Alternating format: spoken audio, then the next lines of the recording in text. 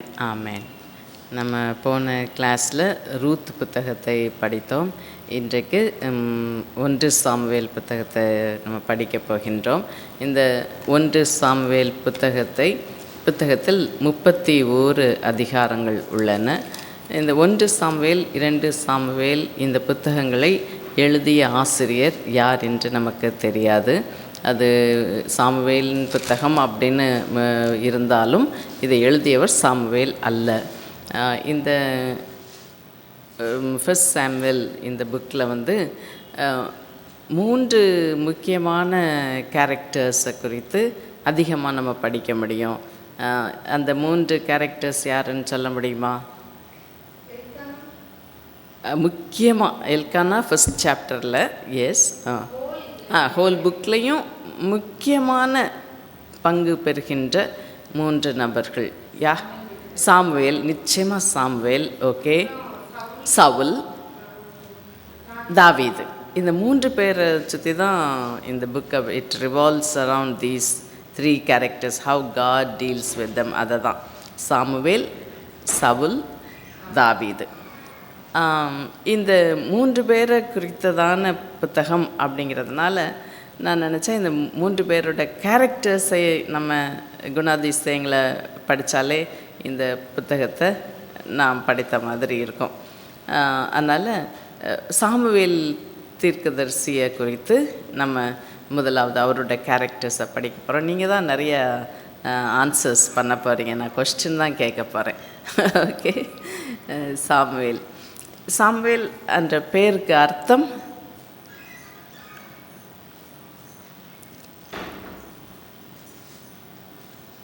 heard by God. Okay, தேவன் விண்ணப்பத்தை கேட்டார். அதுதான் ஏன் அப்படி heard by God அல்லது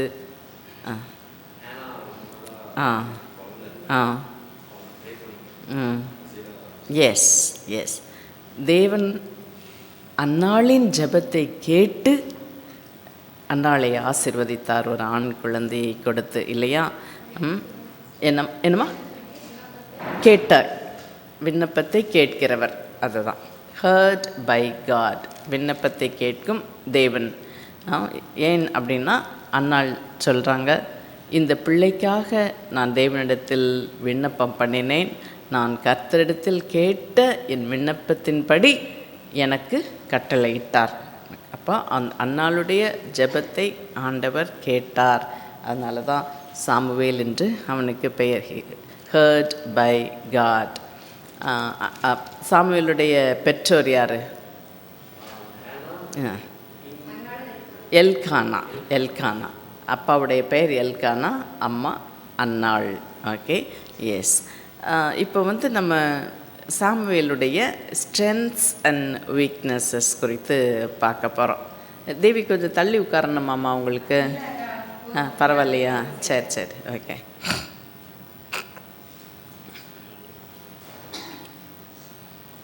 சாமுவேலோட ஸ்ட்ரென்த்ஸ் அண்ட் வீக்னஸஸ் குறித்து நம்ம படிக்க போகிறோம். முதல் ஸ்ட்ரென்த்ஸ் பார்ப்போமா, வீக்னஸஸ் பார்ப்போமா? ஸ்ட்ரென்த்ஸே பார்ப்போமா? ஓகே. நீங்கள் தான் ஆன்சர் பண்ண போகிறீங்க, நான் சொல்லிட்டேன். சரி, சாமுவேலுடைய நல்ல குணங்கள். சாமுவேல் அப்படின்னு நம்ம மனசில் தோன்றின உடனே சாமுவேலை குறித்து ஒபீடியன்ஸ். ஓகே, ஏன் ஒபீடியன்ஸ்ன்னு சொல்கிறீங்க? Obedience is better than sacrifice அப்படின்னு மற்றவங்களுக்கு ப்ரீச் பண்ணது மட்டும் இல்லை, அவர் அதை தன்னுடைய வாழ்க்கையில் கடைப்பிடித்தார். கீழ்ப்படிதல், பலியை பார்க்கிலும் கீழ்ப்படிதல் நல்லது அப்படின்னு சொல்லி மற்றவர்களுக்கு கற்றுக் கொடுத்தது மாத்திரமல்ல, தானும் அதை கடைப்பிடித்தார். எப்படிலாம்?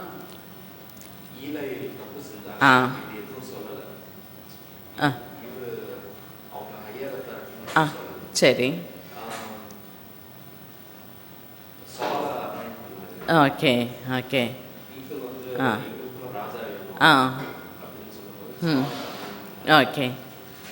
ஆண்டவர் சொன்னார் சவுலை போய் நீ அபிஷேகம் பண்ணு அப்படின்னு சொல்லி. அப்போ இவர் கொஞ்சம் வருத்தம் தான், இப்படிலாம் ராஜாவை கேட்குறாங்களே அப்படின்னு சொல்லி. ஆனாலும் கீழ்ப்படிந்து சவுலை ராஜாவாக அபிஷேகித்தார். வேறு இவருடைய கீழ்ப்படிதலுக்கு வேறு என்னெல்லாம் சொல்ல முடியும்? Thank you brother, thank you. வேறு ஆ ஆ ஆ ஆ அடியேன் கேட்கிறேன். அப்போ சிறு பையனாக இருக்கிறாரு. இவங்க அம்மா கொண்டு வந்து ஏலி கிட்ட விட்டுட்டு போயிட்டாங்க. அந்த சிறு பிள்ளையாக இருக்கும்போதே ஆண்டவர் கூப்பிட்றாரு. இவர் ஏலின்னு நினச்சிட்டு வந்து ஏலிகிட்ட நீங்கள் கூப்பிட்டீங்களான்னு கேட்குறாரு. அப்போ ஏலி சொல்கிறாரு, அடுத்து உன்னை ஆண்டவர் கூப்பிட்டா நீ என்ன சொல்லணும்? சொல்லும், அடியேன் கேட்கிறேன். அவ்வளோதான். ஏலியுடைய அந்த வார்த்தைக்கு கீழ்ப்படிந்தார். அப்படியே ஆண்டவர்கிட்ட சொல்லும், அடியேன் கேட்கிறேன் சொன்னார். அப்படியே ஆண்டவர் சொன்னதற்கு கீழ்ப்படிந்தார். ஓகே, வேறு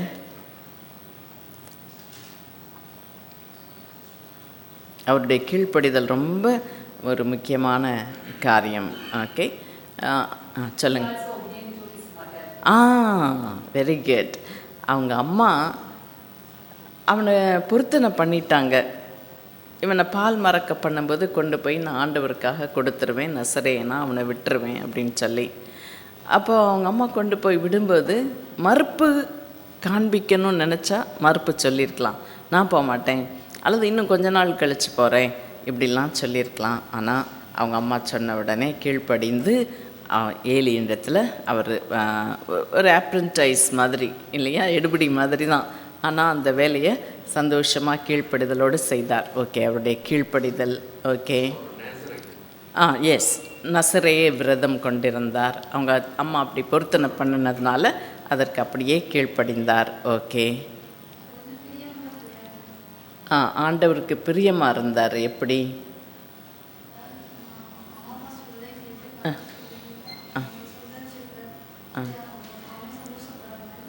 எஸ், ஆண்டவர் சொன்னதையும் கேட்டார், அவங்க பெற்றோர் சொல்கிறதற்கும் கீழ்ப்படிந்தார், அவங்கள சந்தோஷப்படுத்தினார். ஓகே ஓகே, சரி. வேறு என்ன சொல்கிறீங்களாம்மா?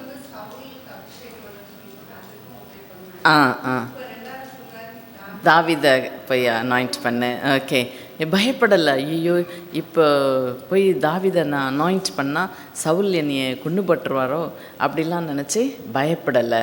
ஓகே, கர்த்தர்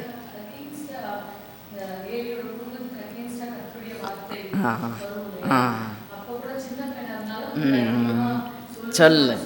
எஸ், ரொம்ப அது முக்கியம். இப்போ ஏலியை குறித்து, ஏலியுடைய குடும்பத்துக்கு ஆண்டவர் எப்படி ஒரு தண்டனை கொடுக்க போகிறாரு அப்படிங்கிறத ஆண்டவர் உனக்கு வெளிப்படுத்துகிறாரு. வெளிப்படுத்தினோடனே ஆண்டவர் பேசின பிறகு, ஏலி நீ ஒன்றையும் மறைக்காமல் எனக்கு எல்லாத்தையும் சொல்லிடணும் அப்படின்னு மிரட்டுற மாதிரி தான் சொல்கிறாரு. ஆனால் பயங்கரமான காரியங்கள் ஆண்டவர் வெளிப்படுத்துகிறார். ஏலியுடைய குடும்பத்துக்கு எப்படி ஒரு ஜட்ஜ்மெண்ட் வரப்போகுது அப்படின்னு சொல்லி இல்லையா. ஆனால் பயம் இல்லாமல் கர்த்தர் தனக்கு என்ன காரியத்தை வெளிப்படுத்தினாரோ அதை அப்படியே ஏலியிடம் சொன்னார். பயமே இல்லை. ஏன்னா சாமுவேலுக்கு நல்லா தெரியும் இது தேவன் என்னோடு பேசியிருக்கிறார் அப்படின்னு சொல்லி. ஆகவே கர்த்தருடைய வார்த்தைக்கு கீழ்ப்படிந்து, ஏலிக்கும் கீழ்ப்படிந்து கர்த்தர் சொன்ன காரியத்தை அப்படியே சொன்னார் அப்படின்னு சொல்லி பார்க்க. இதெல்லாம் அவருடைய கீழ்ப்படுதலை குறித்து நம்ம பார்க்கிறோம்.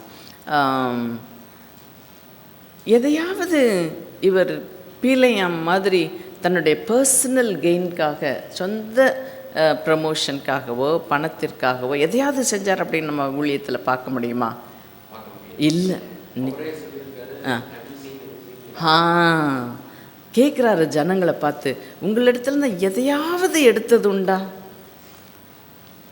உங்ககிட்ட நான் தீர்க்கதரிசியாக ஊழியம் செய்த போது எதையாவது ஒன்றை உங்களிடத்துலேருந்து எடுத்ததுண்டா அப்படின்னா எனக்கு சொல்லுங்கள் அப்படின்னு சொல்கிறாங்க. ஜனங்கள்லாம் சொல்கிறாங்க, நீங்கள் உண்மை உள்ளவர் அப்படின்னு சொல்லி அவருக்கு சாட்சி கொடுக்குறாங்க இல்லையா. அந்த அளவுக்கு அவர் ஒரு உண்மையுள்ள ஒரு ஊழியக்காரனாக இருந்தார் அப்படின்னு சொல்லி பார்க்கிறோம். அவருடைய நாட்கள், ஏலியினுடைய நாட்களில் பயங்கர கரப்ஷன், எல்லாம் ஒரு பேக்ஸ்லைடன் ஸ்டேட்.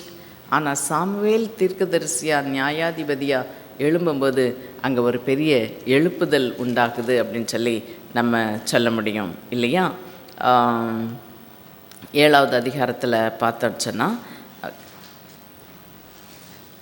அங்கே அந்த பெட்டியை குறித்து இல்லையா, கிரியாத் யாரீமின் மனுஷர் வந்து கர்த்தருடைய பெட்டியை எடுத்து மேட்டின் மேல் இருக்கிற அபினதாமின் வீட்டிலே கொண்டு வந்து வைத்து கர்த்தருடைய பெட்டியை காக்கும்படிக்கு அவன் குமாரனாகிய எலெயாசாரை பரிசுத்தப்படுத்தினார்கள். அதெல்லாம் பார்க்குறோம். அப்புறம் எப்படி பாகால்கள், அஸ்தரோத்து இதெல்லாம் விட்டு கர்த்தர் ஒருவருக்கே ஆராதனை செய்யணுங்கிறத இவர் நிலைநாட்டினார் அப்படிங்கிறத பார்க்குறோம். மிஸ்பாவுக்கு ஜனங்களை வர வைத்தார்.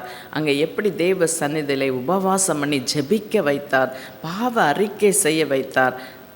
அது மாத்திரமில்லை, எங்களுக்காக நீர் வேண்டிக் கொள்ளும் அப்படின்னு சொல்லி ஜனங்கள் அவரை கேட்டுக்கொண்டாங்க. அந்த அளவுக்கு அவர் ஒரு ஜெப வீரனாகவும் இருந்தார்.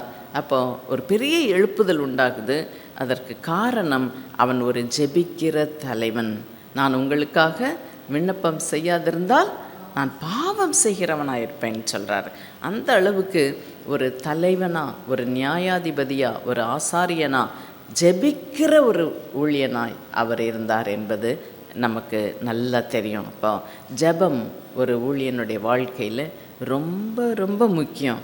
அப்படி இல்லைன்னா இப்படிப்பட்ட ஒரு கரப்ட் வேர்ல்ட், ஏலி அவனுடைய பிள்ளைகள் இதெல்லாம் பார்க்கும்போது அந்த மாதிரி ஒரு கரப்ஷனில் இவர் ஒரு உண்மையான ஊழியனாக இருந்திருக்கவே முடியாது. ஓகே, அவங்க அம்மா கூட பாருங்களேன், ரொம்ப நான் அதை வாசிக்கும்போது அடிக்கடி யோசிப்பேன். எந்த பெற்றோருமே சில ஸ்கூல்ஸ் எல்லாம் சொன்னோன்னே ஐயோ அந்த ஸ்கூலில் வேண்டாம், ரவுடி பசங்க அப்படின்னு சொல்லுவாங்க, அந்த ஸ்கூலில் போட்டுறாதீங்க அப்படின்னு. ஏதாவது சில ஸ்கூல்ஸ்க்கு பேரே அப்படி இருக்கும் இல்லையா. அந்த காலத்தில் சென்னையில் சில காலேஜஸ்க்கெலாம் ரவுடி காலேஜ்னே பேர். அந்த காலேஜுக்கு போயிடாதீங்க அப்படின்னு சொல்லுவாங்க, பிள்ளைங்களை அங்கே போட்டுறாதீங்க அப்படி சொல்லுவாங்க. இங்கே அன்னாளுக்கு நல்லாவே தெரியும் ஏலி எப்படி, ஒப்னி பினகாஸ் எப்படி, அவங்க கூட சேர்ந்தவங்க எப்படி, எவ்வளோ கரப்ஷன் எல்லாமே தெரியும். ஆனால் துணிஞ்சு கொண்டு போய் சாமுவேல் இளம் பையன் அவனை கொண்டு போய் விடுறாங்க. என்ன கான்ஃபிடென்ஸ் அவங்களுக்கு? எஸ், அவங்க ஜெபிக்கிறாங்க. அதனால் கர்த்தர் தன்னுடைய மகனை எந்த சூழ்நிலையும் பார்த்து கொள்ளுவார். அதுதான் ஒரு ஜெபிக்கிற தாயுடைய ஒரு நம்பிக்கை. இப்போது சாமுவேலுடைய இந்த ஸ்ட்ரென்த்ஸை பார்க்கும்போது அப்படிப்பட்ட கரப்ட் வேர்ல்டில் நம்ம நிறைய நேரம் நம்ம சொல்லுவோம், ஐயோ பியர் ப்ரெஷர் தாங்க முடியும். இப்போ ரொம்ப ஃபேஷனபிள் வேர்ட்ஸ் ஆயிடுச்சு இதெல்லாம், பியர் ப்ரெஷர் அப்படின்னு சொல்கிறது. ஃப்ரெண்ட்ஸோட தொல்லைனால் நாங்கள் கெட்டு போயிட்டோம், என் பிள்ளை கெட்டு போயிட்டான், இப்படி அடிக்கடி சொல்கிறத நம்ம இந்த நாட்களில் கேள்விப்படுறோம் இல்லையா. ஆனால் இங்கே பாருங்கள், அவருக்கு பியர் ப்ரெஷர் இல்லாமல் இருந்திருக்குமா? நிச்சயமாக இருந்திருக்கும். ஆனால் அதெல்லாம் ஓவர் கம் பண்ணி வந்தார் அப்படின்னு சொன்னால் அவர் ஜெபிக்கிறவர் மாத்திரமல்ல, அவருக்கு இன்னொரு பெரிய பிளெஸ்ஸிங், ஜெபிக்கிற ஒரு தாய். நான் கர்த்தரிடத்தில் அவனை கேட்டேன், நான் கேட்டபடியே கர்த்தர் இவனை தந்தருளினார்னு சொல்லி அதோடு நிறுத்திருக்கவே மாட்டாங்க. அந்த மதருடைய ரெஸ்பான்சிபிலிட்டியை நம்ம எப்படி கண்டுபிடிக்கலாம் அப்படின்னு பார்த்தா 2வது அதிகாரத்தில் 19வது எஸ் பார்த்தா வருஷந்தோறும் போய் தன்னுடைய மகனை பார்க்க போவாங்க. பார்க்க போகிறப்பெல்லாம் அவனுக்கு ஒரு சின்ன சட்டையை தைத்து கொண்டு, எனக்கு இந்த வசனம் ரொம்ப ரொம்ப பிடிக்கும். ஏன்னா எங்கள் அம்மா தையல் தைப்பாங்க தானே, எனக்கு அழகழகாக ட்ரெஸ் தைச்சி தருவாங்க. அப்போ இதை வாசிக்கும்போது இந்த அண்ணாளுடைய அந்த கேரக்டர் எனக்கு ரொம்ப பிடிக்கும். அந்த பையனை பார்க்க போகிறப்பெல்லாம் சின்ன சட்டையை தைத்து கொண்டு வருவார்கள். அப்போ நான் அப்படி யோசிப்பேன், எப்படி எங்கள் அம்மா ஒரு சட்டை எனக்கு தைக்கும்போது அந்த சின்ன பிள்ளையாக இருக்கும்போது ஃப்ராக்ஸ் எம்ப்ராய்டர் பண்ணி அப்படிலாம் ஃபேஷனபுளாக தைக்கும்போது அதுக்கு எவ்வளோ முயற்சி எடுப்பாங்க, அதெல்லாம் அப்படி யோசித்து பார்ப்பேன். அப்போ அன்னாள் ஒரு வருஷத்துக்கு ஒரு தடவை தான் அந்த பிள்ளையை போய் பார்க்குறாங்க. ஆனால் கரெக்டான அளவுக்கு தைச்சிட்டு போயிருப்பாங்க நான் நம்புகிறேன்.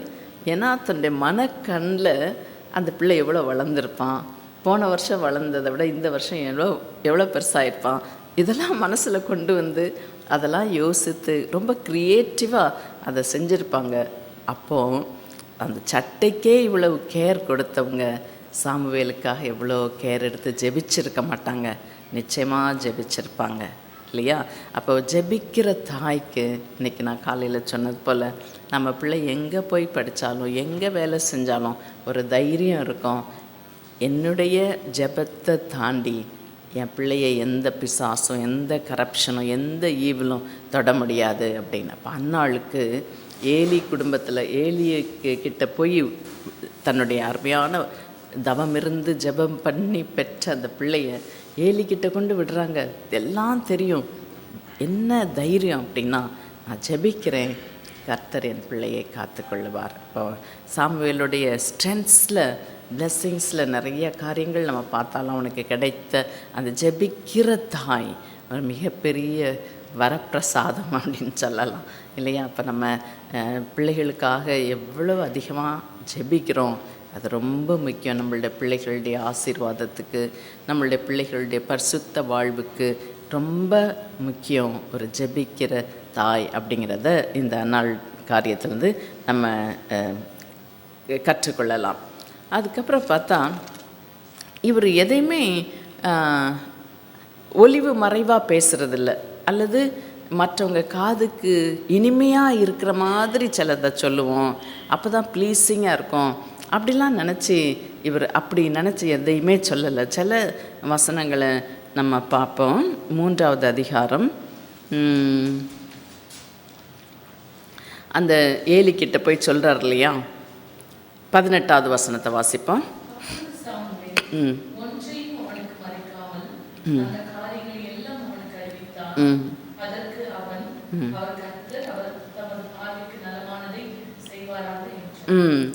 ஏலிக்கிட்ட எதையுமே ஒழிச்சோ மறைச்சோ அல்லது அவருக்கு ரொம்ப நல்ல தீர்க்க தரிசனமாக ரொம்ப ஆசீர்வாதமான தீர்க்க தரிசனங்களையோ ஆண்டவர் சொன்னார் அப்படின்னு ஒழிச்சு மறைச்சி எதுவுமே பேசலை.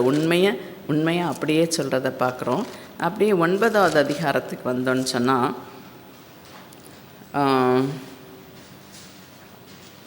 9வது அதிகாரத்தில் 18வது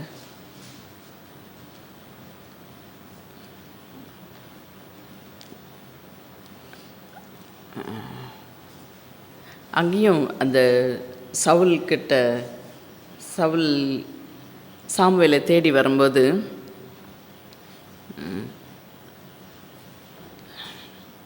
சாமுவேல் 17-18 வாசிப்போம்.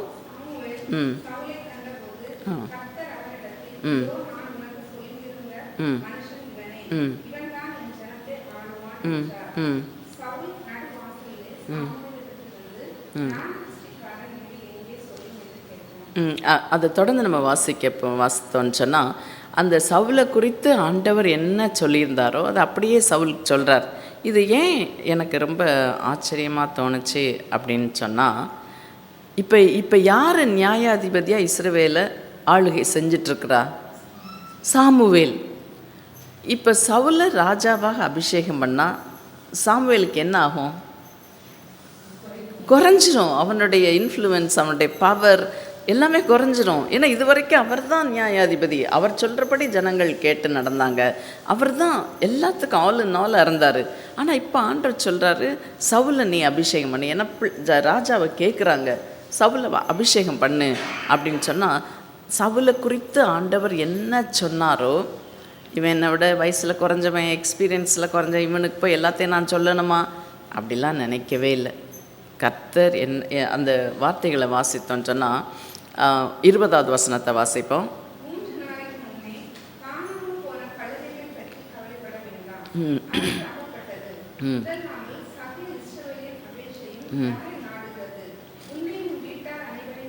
இது மாதிரி வார்த்தைகளை சொல்கிறதுக்கு ஒரு நல்ல மனசு வேணும் இல்லையா?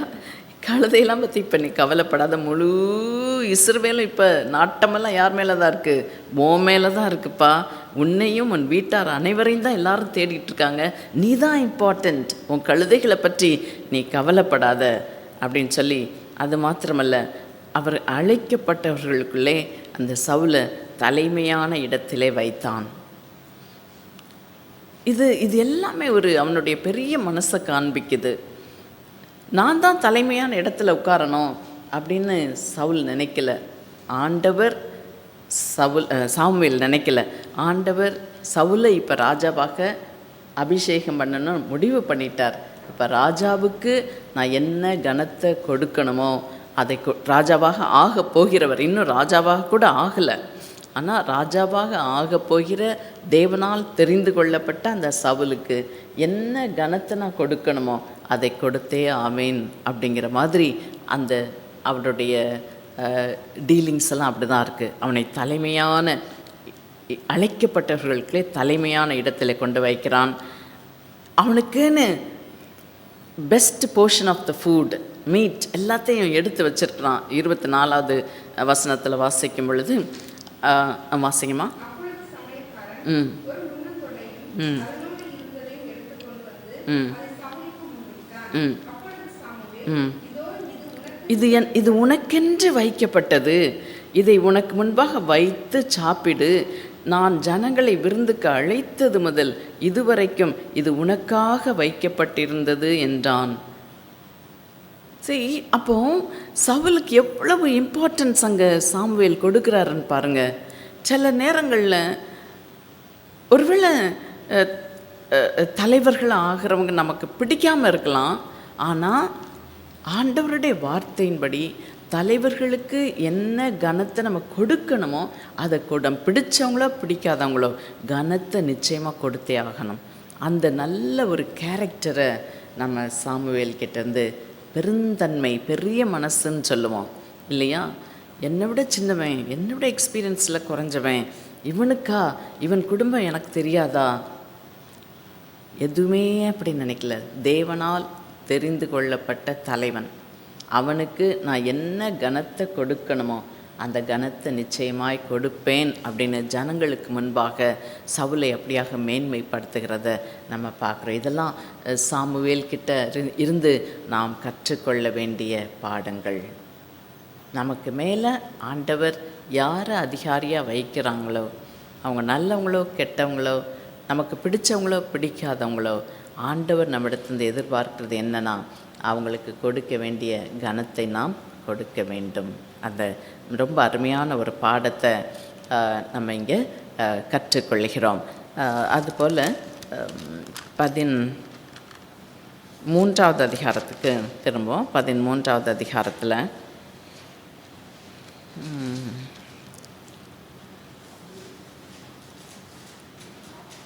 சவுல் தவறு செய்யும்போது அவரை கண்டிக்காமவும் விடலை. இவர் தலைவர், அதனால் ராஜா இவர் தப்பு செஞ்சால் நம்ம கண்டித்தா நமக்கு பிரச்சனை வந்துடும் அப்படின்னு அதுலேயும் அவர் என்ன வேர்டு யூஸ் பண்ணுறது, சரி அவரை ப்ளீஸ் பண்ணுற மாதிரி ஏதாவது ஒன்று சொல்லிட்டு போயிடுவோம், அப்படி இல்லை. வாசிப்போமா? 13வது அதிகாரத்தில் 12லேருந்து 14 வரைக்கும் வாசிப்போம். ம்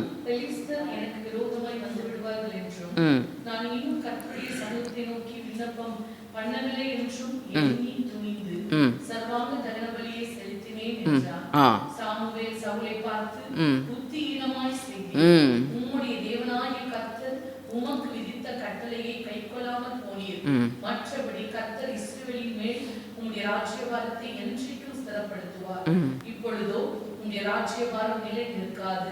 கர்த்தர் தம்முடைய இருதயத்திற்கு ஏற்ற ஒரு மனுஷனை தமக்கு தேடி அவனை கர்த்தர் தம்முடைய ஜனங்கள் மேல் தலைவனாக இருக்க கட்டளையிட்டார். கர்த்தர் உமக்கு விதித்த கட்டளையை நீர் கைக்கொள்ளவில்லையே என்று சொன்னார். இதுதான் நம்ம அவரை கனம் பண்ண வேண்டிய இடத்துல நிச்சயமாக கனம் பண்ணார். தவறு செய்த போது அதை கஞ்சாடையாய் விட்டு, அது அந்த வேர்டு தான் நான் யோசித்துட்டேன். கஞ்சாடையாய் விட்டுட்டு அமைதியாக இருக்கலை. அவர் தவறு செய்த போது கட்டாயமாக கண்டித்தார். ஜனங்கள் மேலே ப்ளேம் பண்ணுறாரு, ஆண்டவரை ப்ளேம் பண்ணுறாரு, சாமுவேலை ப்ளேம் பண்ணுறாரு இல்லையா சவுல்.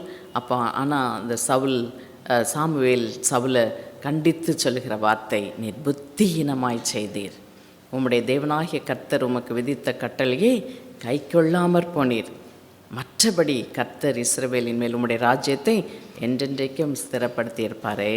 இப்போ என்ன செய்ப்பாராரு? தம்முடைய இருதயத்திற்கு ஏற்ற ஒரு மனுஷனை தேடி அவனை ஆண்டவர் தலைவனாக கட்டளையிடப் போகிறார் அப்படின்னு சொல்லி கடிந்து கொண்டதை.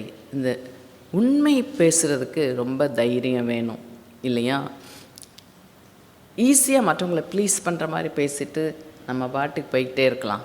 ஆனால் கர்த்தர் சொல்கிற வார்த்தையை, உண்மையை தைரியமாக சொல்கிறதுக்கு பெரிய ஒரு கிருபை கட்டாயமாக வேண்டும்.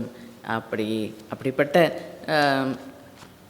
பிரசங்கியார் ஒருவேளை ஃபேமஸ் ஆக முடியாது, ஆனால் கர்த்தருடைய பார்வையில் அவங்க ரொம்ப விசேஷித்தவர்கள்.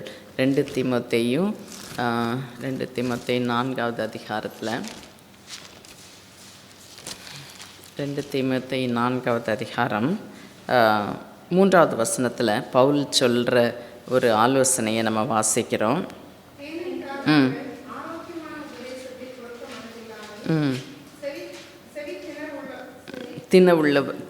செவி தினவுள்ளவர்களாகி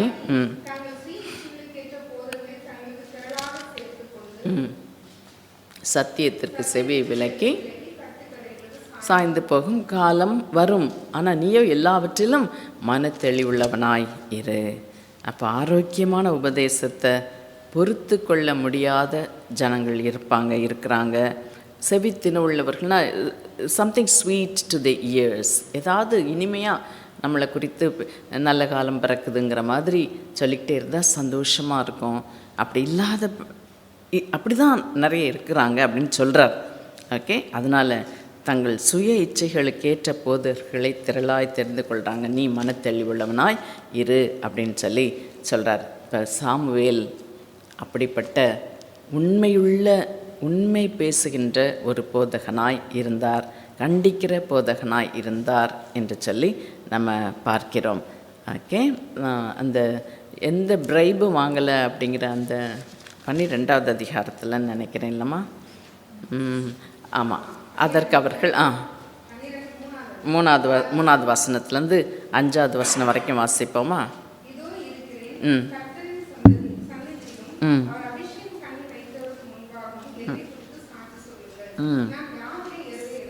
ம்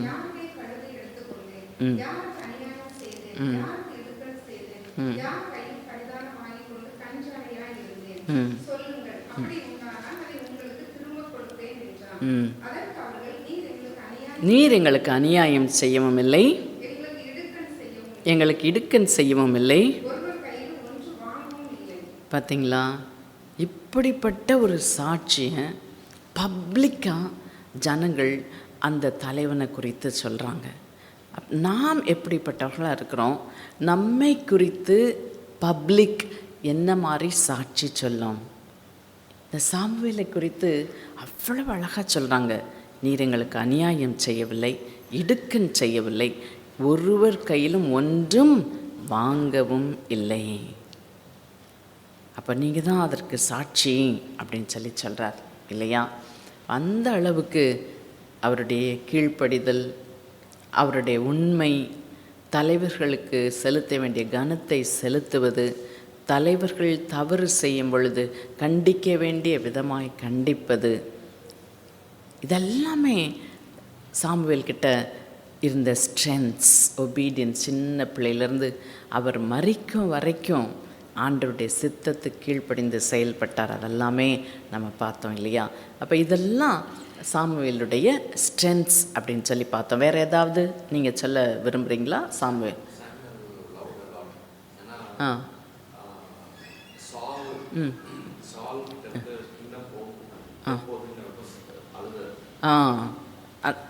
அந்த வசனத்தை சொல்கிறீங்களா? ஓகே. இப்போ சவுல்கிட்டேருந்து இந்த ராஜபாரம் பிடுங்கப்படப்போகுது அப்படிங்கிறப்ப என்னம்மா? வாசிங்கம்மா. நல்ல வேணும் இவன் செஞ்சதுக்கெலாம் அப்படின்னு சொல்லி அவர் நினைக்கல இல்லையா?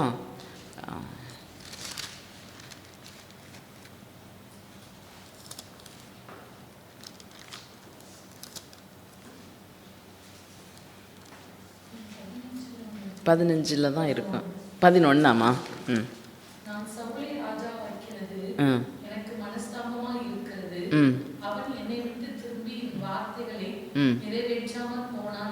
ஆ அப்பொழுது சாமுவேல் மனம் நொந்து ராம் முழுவதும் கர்த்தரை நோக்கி கூப்பிட்டான். பார்த்தீங்களா? தனக்கு தீங்கு கர்த்தருடைய வார்த்தைக்கு கீழ்ப்படியாதவன் தான். இவனுக்கு மனசை ரொம்ப வேதனைப்படுத்தின ஒரு ராஜா தான். ஆனால் அவனுக்கு விரோதமாக கர்த்தர் வார்த்தையை சொல்லும் பொழுது உண்மையாகவே அவன் மனம் நொந்தான் அப்படின்னு சொல்லி நம்ம பார்க்கிறோம். வேதனைப்பட்டான். ஒரு உண்மையான ஒரு தலைவனுக்கு இப்படிப்பட்ட ஒரு கம்பேஷன் கட்டாயமாக தேவை. அழிஞ்சு போட்டோம், நம்ம கண்டித்து என்ன நடக்க போகுது, அவன் தண்டனையை அனுபவிச்சுட்டு போகிறான் அப்படின்னு இல்லை.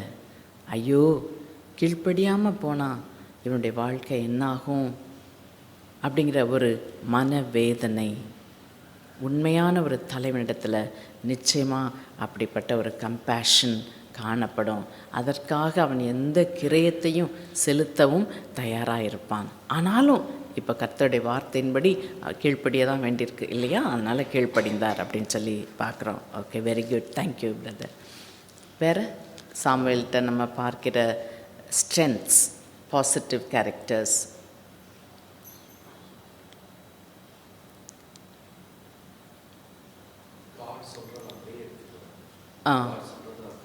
எஸ், அது கீழ்ப்படிதலில் நம்ம பார்த்தோம் இல்லையா? ஆண்டவர் சொல்கிறதுக்கு அப்படியே கீழ்ப்படிந்தார். ஓகே, விழ நிறைவேறுச்சு. உண்மையான தீர்க்கதரிசியாக இருந்தார் இல்லையா? அந்த அவர் ப்ளே பண்ண ரோல்லாம் என்ன அப்படின்னா, he was the judge. Okay, he was a prayer warrior, he was a guide, ஒரு ஆசாரியனா, ஒரு தீர்க்கதரிசியா, ஒரு நியாயாதிபதியா, இந்த 3 ரோலையும் ப்ளே பண்ண ஒரே தீர்க்கதரிசி இந்த சாமுவேல்னு நம்ம சொல்ல முடியும் இல்லையா? மற்றவங்களாம் நியாயாதிபதியாக இருந்திருப்பாங்க, அல்லது நியாயாதிபதியாக தீர்க்கதரிசியாக இருந்திருப்பாங்க. இவர் நியாயாதிபதியாக தீர்க்கதரிசியாக ஆண்டவருடைய ஆசாரியனாக தகன பலிகளை செலுத்துகிறவனாக, ஆண்டவருக்கு பலிகளை செலுத்துகிறவனாக இருந்தார். He was also a prayer warrior. உங்களுக்காக நான் விண்ணப்பம் பண்ணாதிருந்தால் நான் பாவம் செய்தேன் என்று சொல்லுகிற ஒரு ஜெப வீரனாக இருந்தார். ஓகே, வேறு எதுவும் இருக்கா?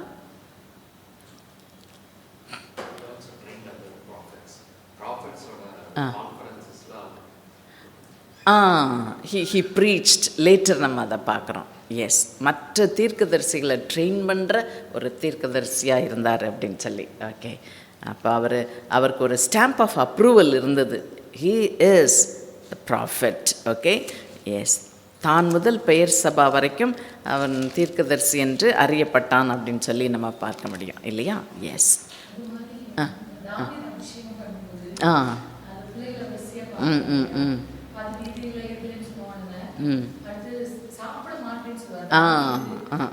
வர வரைக்கும்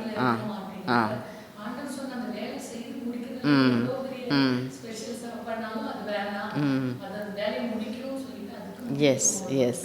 ஓகே, சாப்பாட்டு ராமன் கிடையாது அப்படின்னு பார்க்குறோம். எஸ், கர்த்தர் தனக்கு கொடுத்த அந்த வேலையை நிறைவேற்ற வரைக்கும் சாப்பிட மாட்டேன்னு சொல்லி வெயிட் பண்ணார். ஓகே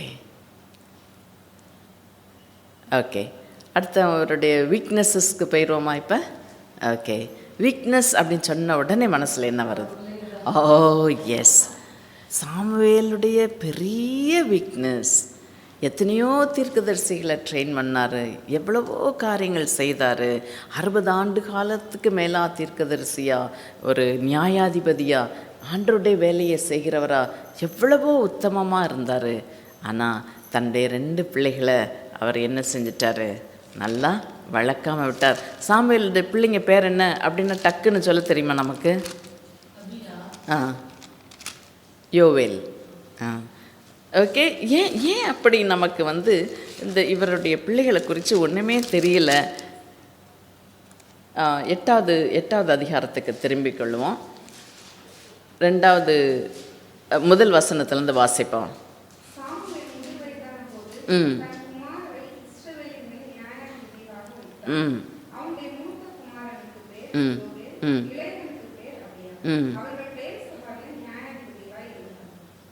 ஆனாலும் அடுத்த வசந்த வாசிங்கம்மா.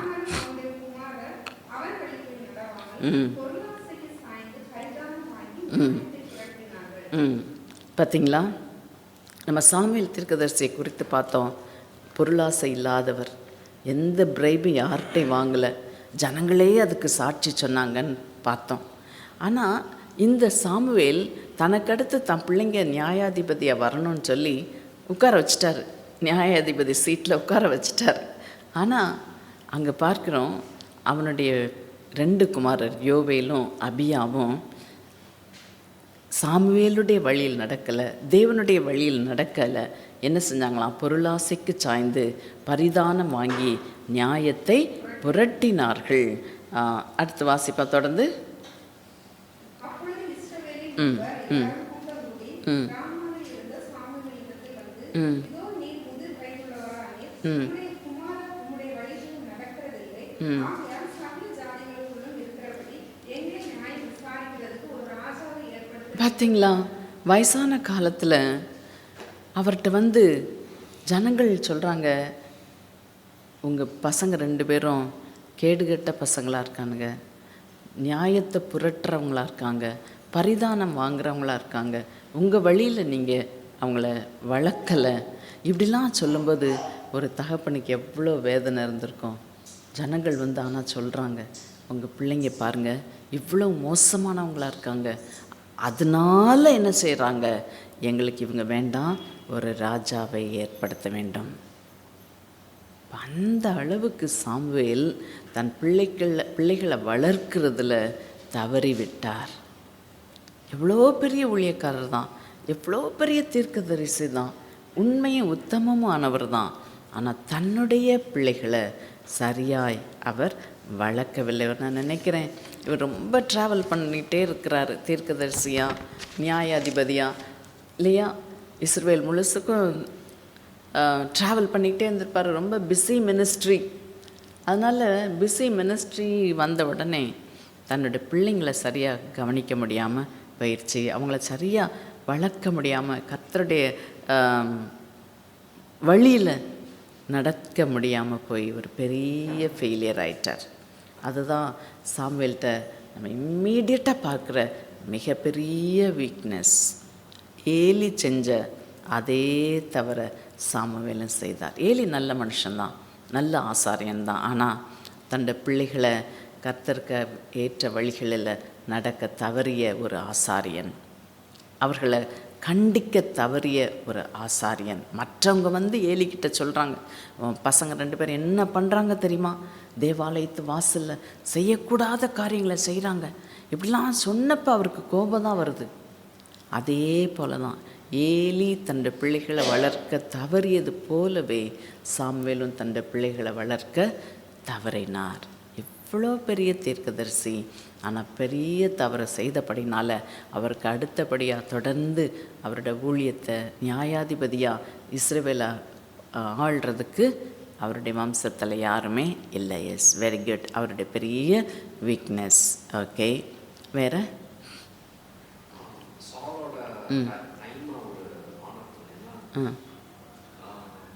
7 நாளைக்குள்ள ஓ, அதாவது நீங்கள் சொல்கிறது கரெக்டு தான். 7 நாள் வெயிட் பண்ண சொல்கிறாரு. 7 நாள் முடியறதுக்கு முன்னாடி ஆக்சுவலாக சாமுவேல் வந்துடுறாரு. ஓகே, நீங்கள் சொன்ன மாதிரி கடைசி நிமிஷம் வரைக்கும் வெயிட் பண்ணாமல் ஒரு நாள் முன்னாடி வந்திருந்தா சவுல் இந்த பெரிய தவறை பண்ணியிருக்க மாட்டார். ஆண்டவருடைய ராத் அவர் மேலே வந்திருக்காது. Yes, okay. அப்போ எப்போவுமே ஒரு காரியத்தை நம்ம கடைசி நிமிஷம் வரைக்கும் 8 மணிக்கு சர்வீஸ் அப்படின்னா 7:59 வரைக்கும் வெயிட் பண்ணிவிட்டு கிளம்புறது அப்படி இல்லை. அதுக்கும் கொஞ்சம் முன்னாடியே வந்துடணும்.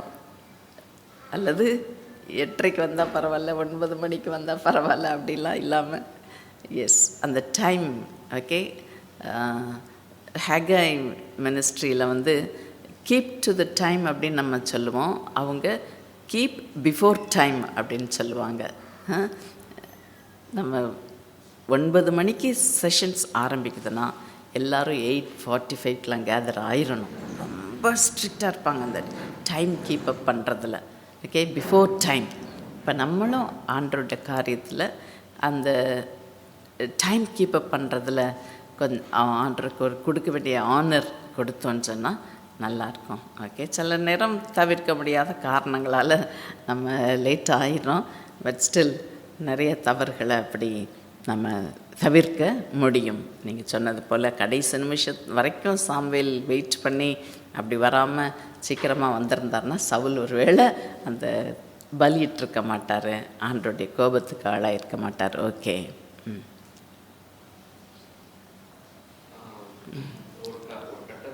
ஆ சவுலை பார்த்து பயந்தாரு. ஆ ஆ டேவிட் அனாயிண்ட் பண்ணாரு. ஆ ஆ டேவிட் தான் அடுத்த கிங்னு சொல்லல பயம். ஓகே, அது எங்கே வாசிக்கிறோம்?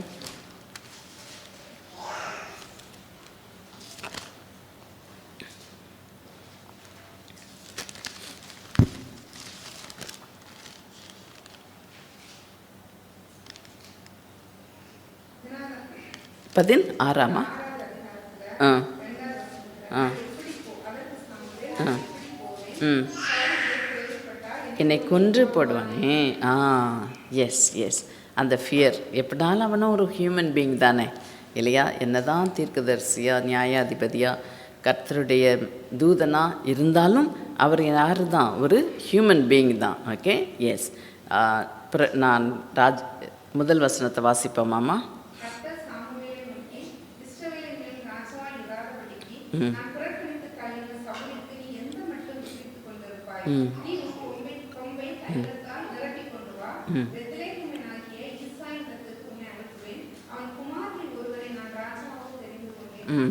அப்போ தான் சொல்கிறாரு, நான் எப்படி போவேன், சவுல் இதை கேள்விப்பட்டால் என்னை கொன்று போடுவானே என்றான்.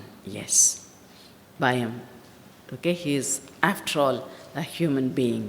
ஓகே, ஆமாம், நான் எழுதி வச்சுருக்கேன் ஆக்சுவலாக. ஓகே, அப்புறம் அவர் செய்த இன்னும் ஒரு பெரிய தவறு, ஆண்டவர் ஈசா என் குமாரன் அபிஷேகம் பண்ணுன்னு சொல்லி அனுப்பிட்டுறாரு. என்ன தவறு செஞ்சாராங்க? ஓகே, இவங்கெல்லாம் ஹேண்ட்ஸமாக இருக்கணும், இவனாக இருக்குமோ அப்படி யோசிக்கிறார். அப்போ ஆண்டவர் பார்க்குற மாதிரி அவருக்கு என்ன தான் தீர்க்கதரிசியாக இருந்தாலும், எவ்வளவு தான் எக்ஸ்பீரியன்ஸாக இருந்தாலும் அவரும் தவறு செய்கிறதுக்கு வாய்ப்புகள் நிச்சயமாக இருக்குது இல்லையா? அவர் மனுஷர் பார்க்குற விதமாக பார்க்குறாரு, முகத்தை பார்க்குறாரு, ஹேண்ட்ஸமாக இருக்கானா பார்க்குறாரு இல்லையா? அப்போ ஆண்டவர் சொல்ல வேண்டியிருக்கு, இது யாரை நான் தெரிந்து கொள்ளலை அப்படின்னு. Okay, S. 16வது அதிகாரத்தில் 7வது வசனம். கர்த்தர்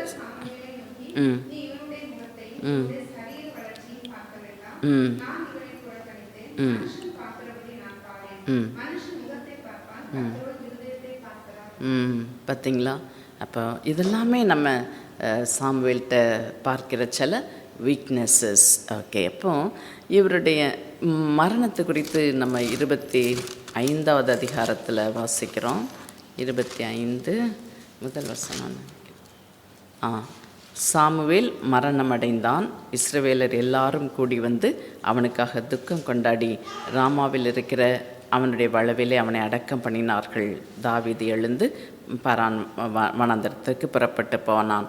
இப்போ இவருடைய மரணம், நல்ல வயசாகி மரிக்கிறாரு. இஸ்ரவேலர் எல்லாரும் அவனுக்காக துக்கம் கொண்டாடினார்கள். அப்படின்னா அவனுடைய இன்ஃப்ளூயன்ஸ் அவ்வளவு நல்ல ஒரு இன்ஃப்ளூயன்ஸ், நல்ல கிரேட் லீடர் அப்படிங்கிறத பார்க்குறேன். என்ன தான் வீக்னஸஸ் இருந்தாலும் டெஃபினட்டாக அவருடைய strengths they are stronger than his weaknesses. ஒரு நல்ல தலைவனாக, நல்ல ஊழியனாக, ஜெபிக்கிறவராக அவர் இருந்தபடினாலே ஜனங்கள் நிச்சயமாக அவனுக்காக துக்கம் கொண்டாடினார்கள். தே மிஸ்ட் ஹிம் அப்படின்னு சொல்லி பார்க்குறான். ஓகே, இப்போ சாமுவேலுடைய ஸ்ட்ரென்த்ஸ் அண்ட் வீக்னஸஸ் பார்த்தோம். இதுலேருந்து நம்ம கற்றுக்கொள்ள வேண்டிய பாடங்கள் என்ன? அதே தான் ரிப்பீட் பண்ணுங்கள். சாமுவேலை போல ஆண்டவருக்கு கீழ்ப்படிதல் உள்ளவர்களா, சிறு வயதிலிருந்து மரணம் வரைக்கும் கர்த்தருடைய வார்த்தைக்கு அப்படியே கீழ்ப்படிந்தார். ஓகே, நல்ல சாட்சி சொன்னார்கள் இல்லையா? நீங்கள் என்னிடத்துலேருந்து எங்ககிட்ட இருந்து எந்த லஞ்சம் வாங்கலை, எந்த காசும் எடுத்துக்கல, எந்த காளையும் திருடலை அப்படின்னு சொல்லி நல்ல சாட்சியை பப்ளிக்காக சொல்கிறாங்க. அவர் தைரியமாக கேட்குறாரு. நல்ல தலைவனால் மட்டும்தான் அப்படி தைரியமாக என்னை குறித்து நீங்கள் என்ன சாட்சி சொல்கிறீங்க அப்படின்னு கேட்க முடியும். ஏன்னா கேட்டுட்டு ஜனங்கள் அக்யூஸ் பண்ண ஆரம்பிச்சிட்டாங்கன்னா, ஆனால் அவருக்கு அந்த ஒரு தைரியம் இருந்தது. அப்போ அந்த அளவுக்கு நம்மளுடைய வாழ்க்கை சாட்சி நிறைந்த வாழ்க்கையாக இருக்கா? நம்மை குறித்து நம்ம பிள்ளைங்கக்கிட்ட கேட்டால் எப்படி சாட்சி சொல்லுவார்கள்? நம்மளை பிள்ளைங்களை குறித்து பெற்றோர்கிட்ட கேட்டால் என்ன சாட்சி சொல்லுவாங்க? நம்ம பக்கத்து வீட்டில் இருக்கிறவங்க கிட்ட கேட்டால் என்ன சாட்சி சொல்லுவாங்க? நம்ம வேலை பார்க்குற இடத்துல நம்மை குறித்து கேட்டால் எப்படிப்பட்ட சாட்சி சொல்லுவார்கள்? இதெல்லாம் நம்ம யோசித்து பார்க்கணும். ஆனால் சாமுவேலை குறித்து நல்ல சாட்சி ஜனங்கள் சொன்னாங்க அப்படின்னு சொல்லி வாசிக்கிறோம். எஸ், உங்களுக்காக நான் விண்ணப்பம் பண்ணாதிருந்தால் நான் பாவம் செய்தேன் அப்படின்னா அவருக்கு ஜெபம் it was part and parcel of his life இல்லையா? அந்த ஜெபத்தினுடைய மேன்மையை அதிகமாக உணர்ந்தவர். நான் நிச்சயமாக நினைக்கிறேன் அவர் சிறு பிள்ளையாக வளர்ந்து எத்தனை வருடம் அவங்க அம்மா கூட இருந்தாரோ, ஆனால் அவர் பார்த்ததெல்லாம் அவங்க அம்மாவுடைய ஜெபத்தை பார்த்துருப்பார். அதனால் பாருங்கள், அவரும் அந்த ஜெபத்தில் ஊறி போய் ஊன்றி இருந்தார் என்று சொல்லி பார்க்கிறோம். இப்போ அவர்கிட்ட நம்ம கற்றுக்கொள்கிற பாடம் நமக்காக மாத்திரமல்ல, ஜனங்களுக்காக மனஸ்தாபப்பட்டு மனவேதனையோடு ஜெபிக்கிற ஒரு ஜெப ஆவி, விண்ணப்பத்தின் ஆவி நமக்கு நிச்சயமாக தேவை. அப்படி ஜெபிக்கும்போது நம்மளுடைய கெரியர், நம்மளுடைய மினிஸ்ட்ரி, நம்மளுடைய லைஃப் நிச்சயமாக சக்ஸஸ்ஃபுல்லாக ஒரு சாட்சி உள்ள வாழ்க்கையாக இருக்கும். ஓகே, எஸ், நமக்கு பிடிக்காத தலைவர்களாக கூட இருக்கலாம், நமக்கு மேலே இருக்க பாஸ் அப்படி இருக்கலாம், ஆனால் அவங்களுக்கு கொடுக்க வேண்டிய கனத்தை நம்ம நிச்சயமாக கொடுக்கணும். இவங்களாம் லாய்க்கே எதுக்கு அப்படின்ற வார்த்தையை நம்ம சொல்லி அவங்கள கனவீனப்படுத்தக்கூடாது. எப்படியோ கர்த்தர் நியமித்திருக்கிறார் இல்லையா தலைவனாக, அப்போ கொடுக்க வேண்டிய கனத்தை நம்ம கொடுக்கணும். ஓகே, அதே போல் தவறு செய்யும் பொழுது சொல்ல வேண்டிய பிரகாரமாக சொல்லணும். அதையும் ரொம்ப அரகண்ட்டாக இல்லை, ஃபேமாக ஃப்ரெண்ட்லியாக அதை சொல்லி ஆகணும். Okay okay, உண்மையுள்ளவன். ஓகே, அதுபோல் இன்னொரு காரியம் பார்த்திங்கன்னா, அந்த சிறு வயதில் ஏலிக்கிட்ட ஊழியத்துக்கு கொண்டு போய் விடுறாங்க. அப்போ இருந்து வயதான காலம் வரைக்கும் அவர் ஊழியத்தை செஞ்சுட்டே தான் இருந்தார். அப்போ we can never say, oh, I'm too young to serve the Lord, or I can never say I'm too old to serve the Lord. நான் ரொம்ப சின்ன இறைமையை சொல்கிறது மாதிரி, நான் சிறு பிள்ளை பேச அறியேன் அப்படியும் சொல்லக்கூடாது, அல்லது எனக்கு வயசாயிருச்சு இனிமேல் என்னால் ஊழியம் செய்ய முடியாது அப்படியும் சொல்ல முடியாது. ஏன்னா சாமுவேல் செய்தார். கர்த்தரை நமக்கு பலப்படுத்துவார். நிச்சயமாக அவருடைய ஊழியத்தை ஓல்டு நம்மளால் அந்த ஊழியத்தை செய்ய முடியும் அப்படிங்கிற அந்த பாடத்தை நம்ம சாமுவேல்கிட்டருந்து நான் கற்றுக்கொண்டேன். ஓகே, எஸ், ஓகே, கம்பேஷன், மனம் நொந்தான் இல்லையா? சவுலை நீக்கிட்டு ஆண்டவர் இன்னொரு ராஜாவை எழுப்ப போகிறாரு அப்படின்னோடனே சவுலுக்காக அவன் மனம் நொந்தான் இல்லையா? அந்த கம்பேஷன், நமக்கு பிடிக்காதவங்களுக்கு கெட்டது நடக்கட்டும், நல்லா நடக்கட்டும் அப்படின்னு ஒரு நாளும் ஒரு தலைவன் சொல்லக்கூடாது. ஓகே, நம்மளோட கோபத்தில் கூட அப்படி பேசக்கூடாது. சில நேரம் அப்படி பேசிட்டாலும் ஆண்டோடைய சமத்தில் மன்னிப்பு கேட்ட, ஆண்டவரே இந்த சாமுவேலுக்கு இருந்த அதே கம்பேஷன் எனக்கும் இருக்கட்டும் அப்படின்னு சொல்லி ஆண்டவர்கிட்ட நம்ம கட்டாயமாக கேட்கணும். ஓகே,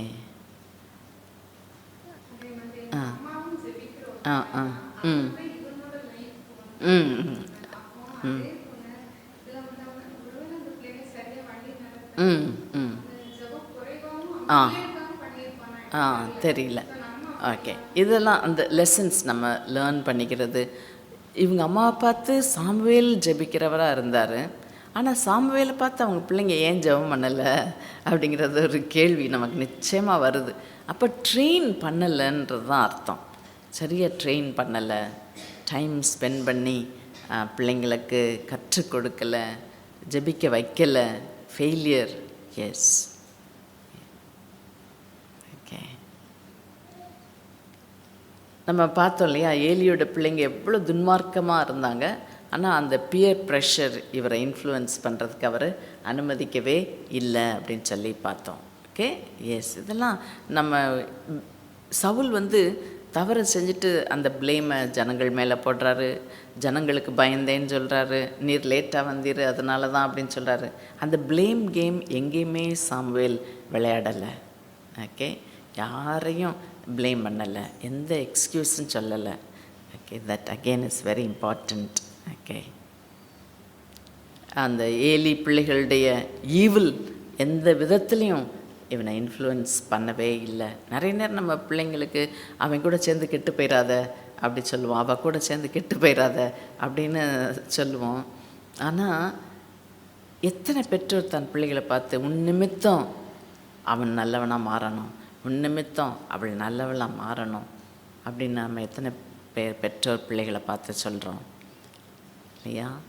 அந்த ஈவில் அவனை இன்ஃப்ளூயன்ஸ் பண்ணவே இல்லை. ஏலியினுடைய குமாரருடைய பயங்கரமான பாவம் எந்த விதத்தில் இன்ஃப்ளூயன்ஸ் பண்ணலை. அப்போ நம்மளும் சுற்றுப்புறம் எனக்கு இப்படி, என்னுடைய சூழ்நிலை இப்படி, அதனால் நான் பாவம் செஞ்சிட்டேன் அப்படின்னு சொல்லி எக்ஸ்கியூஸ் சொல்லக்கூடாது. ஓகே, ஸோ இதெல்லாம் தான் சாமுவேலுடைய ஸ்ட்ரென்த்ஸ், வீக்னஸஸ், இதெல்லாம் தான் நம்ம கற்றுக்கொண்ட பாடங்கள். ஓகே, நெக்ஸ்ட் கிளாஸில் மீதியுள்ள சவுல் தாவீதை குறித்து நம்ம பார்ப்போம். சில இம்பார்ட்டண்ட் ஈவெண்ட்ஸையும் நம்ம நெக்ஸ்ட் கிளாஸில் நம்ம பார்ப்போம்.